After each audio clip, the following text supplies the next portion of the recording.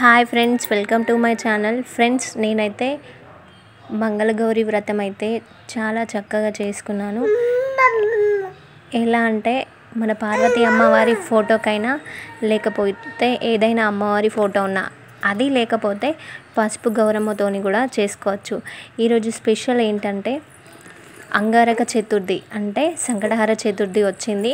వినాయకుడిని పసుపు వినాయకునితో అదేవిధంగా మంగళగౌరి వ్రతం చేసుకుంటే అద్భుత ఫలితం లభిస్తుంది. ఏం లేదంటే నేను వాయనం ఇవ్వడానికి తీసుకున్నాను. ఒకవేళ వాయనం ఇవ్వకపోయినా ఏం కాదు, అమ్మవారికి ఒక్కరికి ఇచ్చినా లేకపోతే ఇంటికి వచ్చిన ఎవరికైనా ఒక అరటిపండు తమలపాకు ఇచ్చినా, అది లేకపోయినా పసుపు కుంకుమ పెట్టినా సరిపోతుంది. అమ్మవారు అలా చేయాలి ఇలా చేయాలని ఏం చెప్పలేదు. కొన్ని చూసి మాత్రమే డబ్బులు వృధా చేసుకుంటున్నారు. అమ్మవారికి ఆడంబరాలు చేస్తే నచ్చది. ఇందులో స్పెషల్ ఏంటంటే కథ చదువుకుంటా పిండి దీపాలు చేసి కాటిక అనేది స్వయంగా తయారు చేయడం. ఆ కాటిక మనం పెట్టుకోవాలి.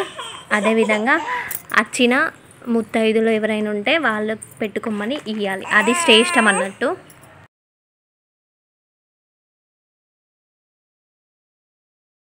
మీరు వ్రతం చేసుకుంటా అంటే చెప్పండి, నేను బుక్ పీడిఎఫ్ తీసి మీకు సెండ్ చేస్తాను. చాలా చక్కగా చేసుకోవచ్చు. దీనికి పెద్దగా ఖర్చు ఏమీ పట్టదు.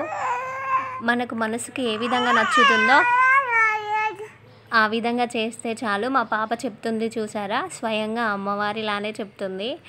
అవును, నిజమే అని నేను అనుకుంటున్నాను. అలా మా పాప ఆడుకుంది దేవుని ముందు, అలాగే మొక్కింది అమ్మవారిని. చూడండి. Thank you friends. Please subscribe, like and share, comment.